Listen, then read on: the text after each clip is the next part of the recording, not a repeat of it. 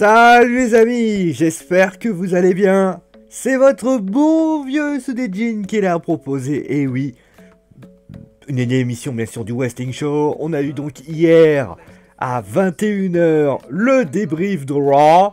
Et donc nous allons bien évidemment observer, analyser, décortiquer l'émission qui va avoir lieu, l'émission que nous allons observer avec bien évidemment le débrief de WWE SmackDown. Est-ce que SmackDown, qui était donc aussi à Manchester, a battu Raw? C'est bien sûr la grande question que tout le WWE Universe français francophone se pose. Et donc vous attendez forcément mon avis. Je vous donnerai en fin d'émission comme à chaque fois, parce que bien sûr c'est toujours bien donner mon avis là-dessus. Mais vous allez voir que déjà, des comparaisons vont être faites, des choses vont être dites. Et finalement, eh bien, vous allez peut-être savoir mon avis avant même que je vous le donne. En tout cas, le show a été très enrichissant. On a appris beaucoup de choses à 2 semaines des Survivor Series. Et donc, nous avons commencé comme avec donc la photo que vous voyez donc. Vous verrez, il y a 2 photos coïncidant en une, hein, vous inquiétez pas pour ça.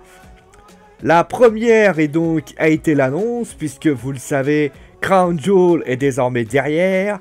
Il y a eu donc Paige et Shane McMahon qui ont donc décidé de nominer ceux qui seront les capitaines de cette équipe. Alors, déjà, on a bien sûr commencé avec l'annonce principale. On pensait que Daniel Bryan serait le capitaine de SmackDown, mais finalement le Miz est venu et a donc... D'ailleurs, j'ai bien aimé le speech du Miz, que j'ai trouvé très intéressant, notamment sur le fait que voilà, il voulait combattre, il voulait représenter SmackDown, mais il est arrivé à 2 tiers, et Shane McMahon qui finit par accepter le co-capitana, et on en parlera parce que tout au long de l'émission, on parle souvent voilà, du fait qu'il y a des fils rouges, des choses comme ça, bah oui, mais il y a des fois où c'est obligatoire, il y a une obligation, et c'est ce qui s'est passé, il y a eu un fil rouge parce qu'il fallait nominer les participants, et on parlera bien évidemment des participants qui ont été choisis. Est-ce que c'est une bonne chose ou une mauvaise chose? Bon, en tout cas, le speech en lui-même était sympathique. Daniel Bryan, le Miz, c'est une bonne idée, je trouve, parce que c'est faire venir, entre guillemets, les 2 frères ennemis ensemble. Je pense d'ailleurs que si ça avait été, entre guillemets, juste Daniel Bryan ou juste le Miz, il n'y aurait pas eu autant d'impact. C'est vrai que là, on aura juste Baron Corbin à Raw qui va essayer de faire bouger les choses. Et que l'autre côté, eh bien, nous aurons le Miz et Daniel Bryan qui finalement sont une ex-rivalité. Et cette rivalité, bah, justement, va pouvoir développer tout ça. Donc, moi, j'ai vraiment apprécié cette force de caractère. Je trouvais que le duo marche plutôt bien et j'ai trouvé ça assez sympathique. Alors, bien évidemment, on va en parler tout au long de l'émission de ce que c'est. Parce que bien évidemment ça a été des décisions tout genre, mais en tout cas moi j'ai bien apprécié. On parlera d'ailleurs aussi des petits moments assez... Il y a eu un peu de tout par rapport aux deux. L'aspect comique, l'aspect drôle. Et ça c'est vrai que c'est quelque chose qui m'a fait bien rire. Et en tout cas moi j'ai voulu justement en mettre en place. Voilà. On continue donc avec le premier match de la soirée. Parce qu'il y a eu tous les capitaines qui ont été désignés. Le premier ça a été donc... la décision, une victoire un peu surprise quand même. Bon, The Bar affrontera bien évidemment les IOP. Mais pour ce qui s'agit de ce match, j'ai envie de dire, il y a eu... j'ai trouvé que c'était intéressant. C'était la victoire des Usos. Les Usos dont on se pensait que ça allait être plutôt être les adjoints des New Day. Bah finalement c'est eux qui remportent le match, c'est eux qui vont pouvoir décider des participants, donc il va y avoir sans doute avoir les Sanity, il va sans doute y avoir diverses équipes qui vont être mis en place pour pouvoir justement créer le nombre. Là où justement du côté de SmackDown, ça reste encore très imprécis, on ne sait pas encore qui seront décidés, hein, clairement, et ben ça y est, SmackDown met déjà là, avec quand même 2 grosses équipes, notamment on va aussi voir des équipes très intéressantes qui vont s'affronter. Et donc le petit message des Usos qui dit voilà, vous avez un potentiel, voilà, on a gagné, mais on veut vous mettre ensemble parce que vous êtes l'une des meilleures équipes. C'est logique, en tout cas le match était très intéressant. J'ai apprécié de voir ce match et moi j'ai envie de dire, bah pourvu que ça dure, voilà, tout simplement. Ensuite après cela, donc on a eu une belle discussion, une belle passe d'armes. Le match était excellent, honnêtement moi j'ai adoré. C'est un match digne des Usos et des New Day. C'est là qu'on voit quand même que la division tag team de SmackDown quand même a plus de coffres que celle de Raw. Et je me dis quand même que d'avoir, alors il restera que Raw va devoir peut-être chercher plus difficilement, il restera les Revival de tête. Il y a sans doute, alors il faudrait voir s'il est de retour. Il y aura donc la team Breezango si elle peut revenir un peu plus tôt. Même si je pense que Fandango est toujours blessé. Il y a les Revival, il y a la Lucha Party aussi hein, du côté de Raw. Mais ça reste encore trop léger. Alors que là, il y a quand même des équipes bien confirmées. Quand même, The Bar, même pas les AOP, eux vont devoir affronter pour les ceintures par équipe. C'est peut-être pas une bonne idée d'avoir dissous l'équipe Ambrose Rollins. Même si c'est vrai qu'on peut comprendre que Rollins aurait affronté à un moment donné le champion des États-Unis, c'est-à-dire Shinsuke Nakamura. Un match que d'ailleurs j'attends de pied ferme. Bon, en tout cas, d'ailleurs, à noter une chose que je tenais à dire, mais c'est l'absence de Shinsuke Nakamura dans ce show. Là où tout le monde était là, Seth Rollins était là aussi. Alors certes pour d'autres raisons, on sait qu'il est en rivalité actuellement avec Dean Ambrose. Mais moi ce qui m'a surtout un petit peu gêné, c'est le comportement de Shinsuke Nakamura qui n'était pas là. Nakamura qui n'a pas daigné venir. Je pense qu'il fallait sa présence. S'il y avait un moment donné où il devait être là, c'est là maintenant. C'était pas dans 2 mois, c'était pas la semaine prochaine. Parce qu'il faut pas oublier que, là, je vais vous dire la vérité, ils vont décider de faire un truc un peu plus soft que l'année dernière. Souvenez-vous, l'année dernière, d'ailleurs je serais pas étonné que Raw et SmackDown, la semaine prochaine, il y a des petits moments où les gens vont venir vous rendre une petite visite. Shane, l'année dernière, l'avait fait dès le départ, mais avec Crown Jewel qui était là, c'était très compliqué. Là, cette année, ça sera sans doute, SmackDown va être le dernier momentum du show. Autrement dit, tu vas avoir le moment où, par exemple, je sais pas, les New Day, les Usos, tous vont venir. Raw avait pris d'assaut et avait gagné, avait perdu, souvenez-vous, c'était le dernier moment. Et c'est souvent là d'ailleurs où il y a une certaine solidarité qui se crée et qui donne une vraie force de caractère. Est-ce que SmackDown va apprendre de ses leçons et mettre un peu plus? Souvent là d'ailleurs que toutes les équipes se réunissent, où ils vont continuer de se dire on continue ce qui se passe. Mais c'est vrai que comme les Survivor Series arrivent très vite cette année, ils peuvent pas se permettre voilà, de démarrer, de commencer. On met des équipes en place et après on y va. Mais il faudra quand même que les deux shows s'affrontent pour marquer quand même le momentum.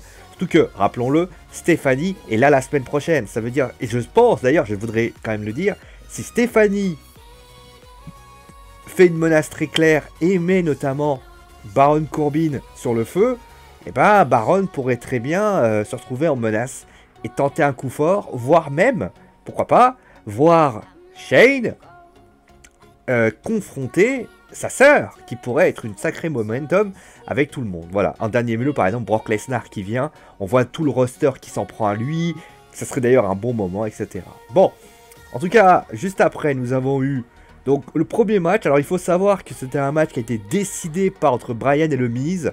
Rey Mysterio était le choix de Bryan.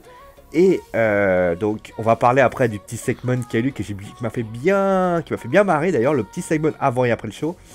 Donc victoire logique hein, de Ray, qui je pensais pas que Andrade allait gagner, clairement. Je pense que Andrade Cien-Almas, la WWE a pour optique de prendre bien son temps pour le faire évoluer. Il a une petite progression tranquille. Il n'est pas ridicule dans les prestations qu'il fait, notamment dans ce match. Il est absolument pas ridicule. D'ailleurs, je trouve qu'il a fait une prestation intéressante. Après, voilà, la défaite sur Rey Mysterio est pas une honteuse, bien sûr. On voit d'ailleurs que lors du show des Survivor Series, la team est relativement assez expérimentée. Hein. On voit, il n'y a pas vraiment de petits genoux à part Samoa Joe, mais même Samoa Joe est un gars expérimenté. On en parlera plus tard. Mais très intéressant quand même de cette équipe. Enfin, en tout cas, voilà un petit peu ce qu'on pouvait dire. Donc la victoire était d'ailleurs Randy Orton qui porte son RKO. Intéressant aussi, parce que je pense que Randy et Ray vont s'affronter sans doute juste après sur Survivor Series. Faudra aussi juger, peut-être aussi, ce qui va se passer avec Randy Orton, qui n'a pas été décidé, qui est en 105. Est-ce que Randy Orton peut justement griller la place de Rey Mysterio et tout simplement lui prendre la place? C'est ça aussi. Parce que les gens, faut réfléchir un petit peu quand même. À un moment donné, est-ce que vous pensez pas que parce qu'il y a des bruits galeuses du côté des deux shows. On peut citer par exemple d'un côté, on peut citer la fusion Braun Strowman est assez paradoxale, mais Randy, on ne sait pas trop la position qu'il doit avoir. On a vu juste après, on en parlera de Mandy Rose qui clairement ne sait pas. Dean Ambrose du côté de Raw peut faire perdre le show rouge. Il y a des petites interrogations vis-à-vis des rivalités. Sasha Banks, Bayley, qui peuvent... Voilà, c'est très intéressant par rapport à tout ça. En tout cas, moi, j'ai envie de vous dire, ils ont mis quelques... Enfin, ils le font tout le temps, chaque année, parce que tu peux pas faire une solidarité d'équipe directe. Il faut mettre les choses petit à petit. En tout cas, moi, j'ai apprécié, et voilà un petit peu ce qui a été. Voilà. Ensuite, on a eu...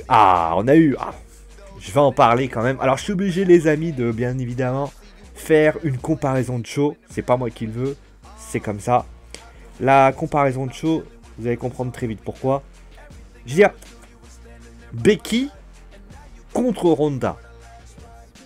Sans doute que la semaine prochaine, il y aura peut-être une confrontation physique. Je dis bien peut-être, c'est pas dit. On a vu d'ailleurs le discours de AJ Styles qui était quand même intéressant. Bon, après, j'ai pas jugé parce que Brock n'a pas parlé. Ça, j'en parlerai après aussi parce que ça, c'est honteux. Voilà, je vais le dire la vérité. C'est-à-dire, qu'est-ce qui coûte à Brock d'être là? À un moment donné, il représente un show. Le mec est champion universel. Et le mec n'est pas là. C'est comme si vous étiez, je sais pas, c'est comme si Neymar au PSG, il y a notamment le meilleur joueur, je sais pas, par exemple, ils ont affronté Naples. Naples, il n'y a pas vraiment une équipe, enfin un mec qui hausse le ton, il est vraiment... Mais par exemple, prenez Mertens, ou Insigne, ou Hamsik, ou par exemple, on va prendre le cas de Liverpool, c'est Mohamed Salah qui est là, il est dans le match, et Neymar il dit non, moi je veux pas être là. Non. Alors certes, c'est pas le même contexte, mais AJ lui a fait un discours, il s'est exprimé dessus, et l'autre côté, Brock est pas là. Je sais pas comment c'est possible de dire que la WWE peut pas dire écoute Brock, tu veux pas venir, au moins fais un discours, viens. C'était en Manchester, c'était pas à l'autre bout du quartier. Entre l'Arabie Saoudite et le Manchester, il ne doit pas non plus y avoir beaucoup de kilomètres par rapport aux États-Unis. L'UFC aurait pu attendre une semaine. Non. Je veux dire, en plus, je sais même pas s'il y était d'ailleurs, je sais même pas. Mais ça démontre en tout cas le discours de Roman qui disait d'ailleurs à un moment donné que c'était que le mec s'en battait les couilles de la WWE et il le démontre là. Il le démontre là, mais de manière tellement évidente. Et j'ai même envie de vous dire, un jour, Brock va se faire, mais les gens vont finir par dire, tu veux pas être à la WWE? Ok, casse-toi. On est attaché à la WWE, malgré tous les défauts qu'ils ont. Mais quand vous voyez des personnes qui se dépouillent sur le terrain, et qu'il y en a certains qui ne se dépouillent même pas, qui font juste un match comme ci, comme ça, mais c'est n'importe quoi. C'est n'importe quoi, laissez-moi vous le dire. Donc, ensuite, on a eu... Donc, alors on va quand même revenir sur Becky Lynch quand même, parce que, bon, Ronda, peut-être qu'elle n'a pas la capacité de faire des bons speeches, au moins, elle n'utilise pas sa notoriété pour récupérer des choses, voilà. Parce que, alors, souvenez-vous de ce que j'ai dit, lors du Raw, j'ai été relativement très dur avec Ronda. Ronda, je lui ai reproché... ça sonnait faux. Je lui ai reproché son manque d'envie. Et sans doute que vous êtes dit, mais comment ça, son manque d'envie? C'est que les mots qu'elle dit, tu vois très bien qu'il y a une certaine envie qui est montrée. La dernière phrase qu'elle sort est forte. Mais quand tu fais un discours, un speech, et notamment Becky le fait, Becky, elle vit le speech. Tu vois l'envie dans ses yeux, je veux dire, au regard. C'est pas parce que tu fais une grimace genre la meuf pas contente qu'on va plus te respecter. Là, c'était très calme, posé, des moments où ça accélérait, des moments où ça s'arrêtait, des moments où ça va aller à gauche, un moment où ça allait à droite.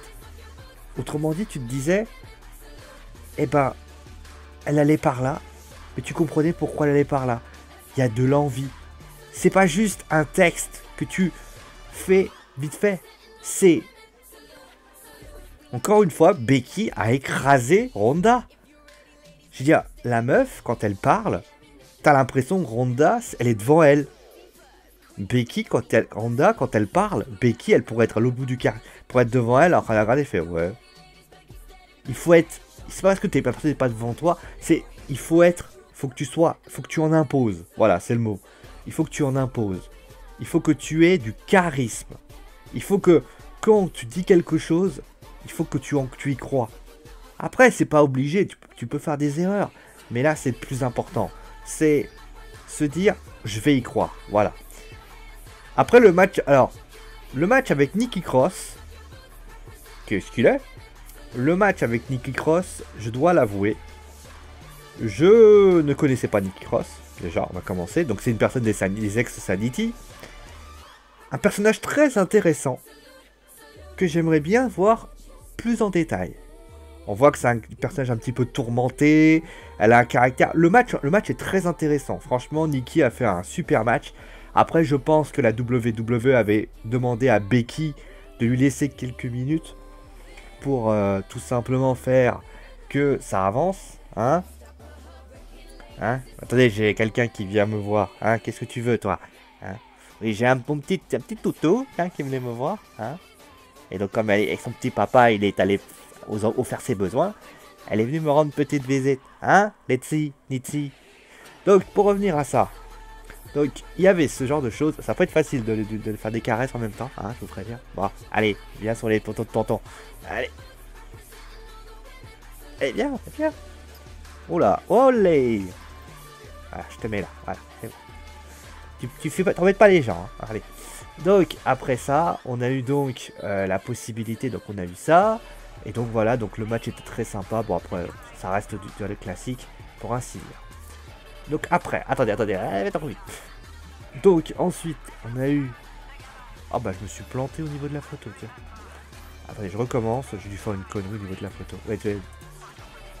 Voilà, donc après... Qu'est-ce que j'ai fait? Bah attendez, j'ai fait faire une connerie. Bon, vous avez rien vu. Ah, c'est la faute... On va dire c'est la faute du chien. Voilà, on va accuser le chien, parce que le chien, en tout cas, si je l'accuse, lui, il pourrait rien dire, hein. Attendez, je vais vous refaire ça. C'est les aléas du prédirect. Hein. Ah, ouais. Voilà, c'est bon. J'ai été distrait par le chien. Donc, nous avons eu donc ensuite l'officialisation de la team qui fera donc face à la team de Raw. Alors, je crois que la team de Raw est déjà composée. Il y a la Riot Squad, je crois. Après, il y en a d'autres, mais j'ai pas le nom en tête. Donc on a donc la fameuse équipe qui a donc été désignée. Donc on aura Charlotte. Pardon, on a eu Charlotte. On a Naomi, Carmella. On a ensuite on a Carmella. On a donc, alors pour ce qui s'agit, donc il nous manque 2 personnes. Hein, donc Alexa Bliss, Sasha Banks, Bayley. Ah, c'est Sasha et Bayley qui ont été choisis finalement. Ah, d'accord. Voilà, on a Carmella, Naomi, Charlotte, Sonya Deville et Asuka. Ce qui est relativement une équipe quand même assez puissante. Hein. On attend de voir les 2 autres. Mais alors, j'ai inversé. Hein. Donc, ça sera pas Sasha et Bayley, mais plutôt la Riot Squad qui peut intervenir. Donc, et on a eu donc, Charlotte n'était pas là. Pas d'attaque, on n'avait pas d'informations dessus. D'ailleurs, je rappelle hein, pour la Team Raw, Baron Corbin, Dolph Ziggler, Drew McIntyre et Braun Strowman. Excusez-moi, madame. Donc, ensuite, on a eu donc Mandy Rose qui est venue. Et Mandy, ben, s'est permis de critiquer tout le monde. Et elle s'en est... Donc, il y a eu une attaque, hein, forcément, il y a eu la réponse qu'elle a donnée. Bon speech de la part de Mandy, qui a su faire son petit épingle du jeu. Alors, je sais pas trop ce que veut faire la WWE de Mandy. Mais j'ai pas trop... Je comprends pas trop ce qu'elle veut en faire. Voilà, c'est... On a l'impression d'avoir une espèce de fan fatale. Et finalement, c'est pas très clair. Mais j'ai envie de dire, pourquoi pas? Pourquoi pas? On a besoin de ce genre de... Alors je sais que ça peut paraître étrange ce que je vais dire. Mais on a peut-être besoin... On a... Ah bah non, Shinsuke Nakamura, tu peux parler. Bon bah... Alors, en fait, il a parlé, il a dit... qu'à Survivor Series assurait oublie ses autres problèmes. Donc dans l'Amérique, Nakamura, c'est un genou à la face. Voilà. Excusez-moi. Donc je reviens sur ce que je disais. Donc Mandy Rose est venue. Paige dit donc que non, que Mandy ne va pas prendre la place de Charlotte. Donc voilà. Mandy dit qu'elle veut savoir pourquoi Paige a pris Sonia au lieu d'elle. Elle est contente pour Sonia, mais c'est elle qui l'a éliminée. Donc déjà, tu vois, ça... Après, elle critique un peu tout le monde. Et elle se permet de dire, notamment un mot sur Naomi, qui l'énerve. Et donc frappe et les catcheuses sont obligés de séparer les deux. J'ai trouvé que c'était bien. Mandy fait sa petite présence, montre qu'elle est là. Et j'ai trouvé que c'était sympathique. Le speech était intéressant, même si c'est plus des shots à chacun. Mais bon, pourquoi pas? Pourquoi pas? Et moi j'ai trouvé ça très agréable à regarder et à écouter. Donc on va passer maintenant à la fin. C'est pour ça que j'étais tellement pressé. On va parler de la fin. La fin que j'ai trouvé... Alors le match en lui-même était très bien. Moi j'ai trouvé que le match entre Jeff et donc Samoa Joe était très bien. Moi j'ai trouvé que c'était un super combat entre Samoa Joe et Jeff Hardy. Jeff honnêtement a fait le match qu'il fallait. Samoa Joe, je l'ai trouvé très bien. Et honnêtement, moi la victoire de Samoa Joe, je l'ai trouvé assez logique. Dans le sens où il vient de perdre son match contre AJ. Samoa Joe est en plein push. Jeff est un peu plus mis en retrait aujourd'hui. C'est normal. Et Jeff... C'est aussi ça. D'ailleurs, ça contrastait... Voilà. Samoa Joe, Jeff Hardy. Clairement. Encore Andrade Cien Almas, Rey Mysterio, tu pouvais avoir des suppositions. Là, la supposition, tu n'en avais pas. On soit clair là-dessus. Donc, bon, ça c'était... Et même, alors, le main event, le match était sympa, mais la victoire était relativement anecdotique. Alors, c'est ce qui s'est passé après qui m'a beaucoup interpellé et que j'ai quand même bien apprécié pour ainsi dire. Alors, je vais en parler parce que ça, c'est quelque chose qui n'est pas donné à tout le monde. C'est ce qui s'est passé après. Donc, on va rappeler ce qui s'est passé. Donc, nous avons donc Daniel Bryan qui est... Donc, Samoa Joe provoque, sans le toucher, hein, il fait un petit regard, etc. À Samoa Joe. Au bout d'un moment, avec les phrases notamment du Miz qui dit « Calme-toi Daniel, ne réponds pas, tu es le co-capitaine de l'équipe, etc. etc. » Faut rappeler que avant, c'était plutôt une entente assez étrange. On a même l'impression que les deux s'appréciaient. Un disait quelque chose, l'autre acceptait. Et à ce moment-là, Daniel Bryan, c'était notamment avec le RKO de Randy Orton, Daniel finit par dire « Dis-moi, t'as pas invoqué Randy pour... tout simplement faire venir pour que je perde, pour que Ray ne soit pas. » Et là, le Miz le regarde, il fait « Mais t'es sérieux ?» D'ailleurs, là, la petite phrase fait un peu parano. Faut réfléchir. Pourquoi si Randy ne voulait pas de... Si le Miz ne voulait pas que Ray soit là, il n'aurait pas attendu l'après à la fin. Il aurait fait le RKO tout direct. Et surtout, justement, l'adversaire de se rendre à Almas. Donc, que je veux dire la vérité, en plus, juste avant, donc, Shane que vous voyez là, est désigné. On va couper la musique comme ça, vous pourrez bien écouter ce que je dis.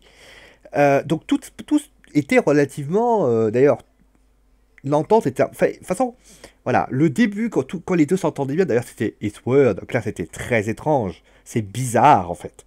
Et quand tu entendais ça, tu te disais, bah oui, c'est bizarre, il faut dire la vérité, c'est extrêmement bizarre. Que Daniel Bryan et le Miz s'entendent, c'était impressionnant. Mais... c'est bien ce qu'ils ont fait, c'est que ça n'a pas duré très longtemps. Parce que le réflexe que l'on aurait dû, c'est de se dire, bon allez, on va en faire, un truc tout le long du show. Non, il fallait qu'à un moment donné, il y ait de la distension qui se passe. Et c'est ce qui s'est passé. Il y a eu une distension. Et encore là, mais j'ai envie de dire, mais c'est du génie. C'est du génie parce que, je vous explique pourquoi. On aurait tous imaginé que c'est le Miz qui aurait semé la zizanie dans cette histoire.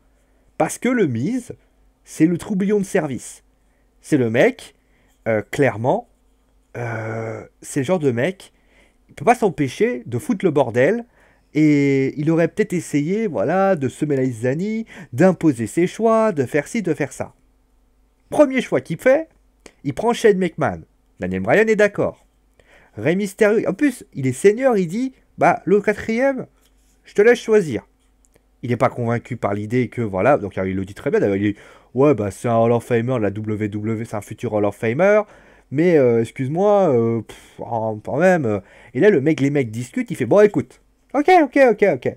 Bah, tu sais quoi, s'il gagne son prochain match, ok, il rentre.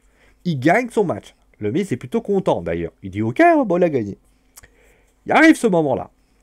D'ailleurs, il y a une petite suspicion entre-temps. Et là, il arrive ce moment-là. Le Miz, pendant tout le match, donne ses avis. Il dit oui, Samoa Joe. Là, parce qu'en fait, les deux, pour vous expliquer, les deux avaient choisi un lutteur. Et forcément, le Miz, il est content. Il est content parce que Samoa Joe, c'est son choix. C'est normal. Je veux dire, moi, si jamais j'ai pas choisi Colin et que, je sais pas, Papy choisit Babar, bah, si je gagne, je serai content. Ça veut dire que c'est mon choix qui a été choisi. Voilà. Et le truc, c'est que juste après, Daniel Bryan, donc, il met le Yes Lock à Samoa Joe. Et à ce moment-là, le Miz vient, tente d'intervenir, non pas pour frapper Daniel Bryan, il tente de le repousser pour empêcher concrètement que y ait une blessure, qu'il sait l'importance de l'équipe. Chose que, clairement, quand tu vois le Miz, tu te dis, c'est pas possible de penser ça. Le Miz n'est pas collectif de base. Enfin, s'il l'est, c'est pour son propre intérêt. Quel intérêt il avait, lui? Alors, il y avait l'histoire Samoa Joe. Quel intérêt a-t-il été de choisir que de laisser Daniel Bryan choisir pour Rey Mysterio? Quel intérêt? Il aurait voilà. Il aurait pu... voilà, il a rien fait du tout. Et là, il se passe que Shane McMahon vient, empêche donc les deux de s'affronter, et même à ce moment-là, Daniel Bryan donc attaque le Miz et prend la décision de s'en aller. Et là, j'ai eu envie de dire, mais les gars, mais vous avez tout compris. Si, alors, on sait pas, il y a des rumeurs qui disent que le Miz va peut-être faire un face turn, mais mettre le Miz dans cette position, mais c'est une super brillante, excellente idée. Tout le monde s'attendait à ce que ce soit Daniel Bryan qui fasse le mec fair play, qui finalement subisse. Alors que c'est le Miz qui a subi.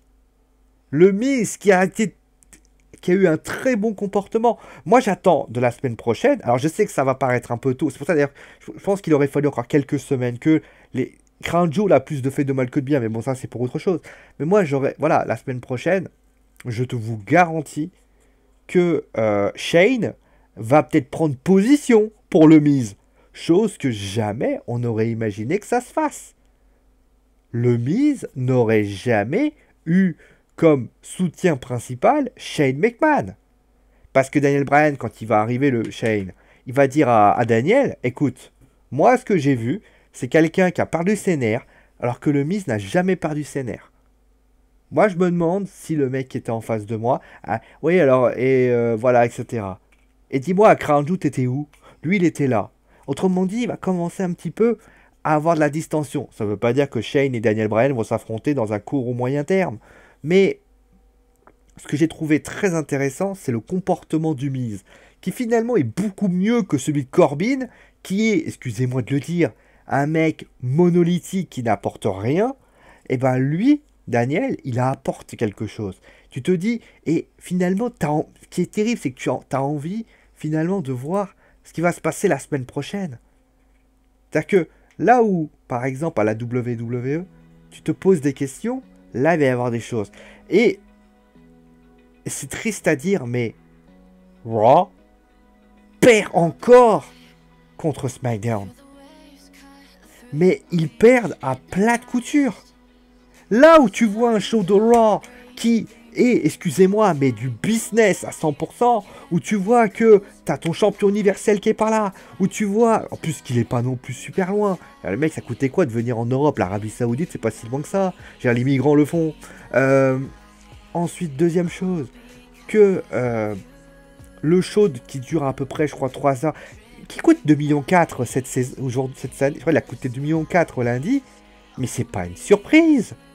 Le show est brouillon, le show est mal fait. Je veux dire, la dernière chose que l'on a, qui nous a vraiment épaté, c'est le show de Raw, où notre cher Roman dit qu'il met fin à sa carrière. Je sais pas si vous imaginez, mais c'est du n'importe quoi. Comment tu peux faire pour que ça soit si peu?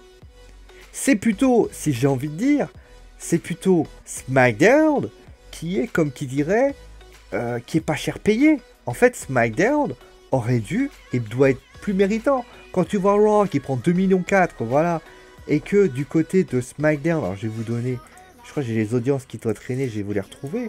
Quand tu vois que du côté de SmackDown, je crois que tu dois prendre les, bah après il y avait l'investiture de le truc de Donald Trump, je crois. Attendez, je vais vous trouver ça, hein, vous inquiétez pas. Mais moi je trouve que c'est pas cher. Franchement, c'est une honte, quoi. C'est une honte parce que t'as un vrai potentiel. C'est quand même extraordinaire ce que propose notre cher le show de SmackDown. Tout est précis, tout est bien fait, il est intéressant. C'est vrai, il est très intéressant. C'est impressionnant de se dire ça. 2 millions, vous voyez, 2 millions avec un show. Normalement, je suis désolé, hein, le show aurait dû faire 3 off. Avec un show comme ça à 2 heures précis, ça aurait dû faire au moins 2000, autant que Raw. C'est pas cher payé. Alors après, il y a beaucoup de choses, hein, mais il s'est classé 24e du club, 17e. Voilà, mais au niveau, il faut pas oublier que il y avait les élections de la course en tête, vous savez, pour l'élection de mi-investiture. On appelle chez nous les législatives. Mais c'est vrai que il faudrait peut-être que c'est pas cher payé pour ce qui est donné. Voilà un petit peu ce qu'on avait à dire sur le show. Voilà, un show qui est de bonne qualité mais qui n'est pas payant. J'espère du fond du cœur que les choses vont changer et qu'à un moment donné, Raw, bah, soit vont se bouger, mais qu'en tout cas que SmackDown, les gens vont arrêter de le regarder de loin et vont finir peut-être par l'analyser de près parce qu'il a un énorme potentiel. Et ça, c'est vraiment très bien. Voilà un petit peu ce qu'on avait à dire.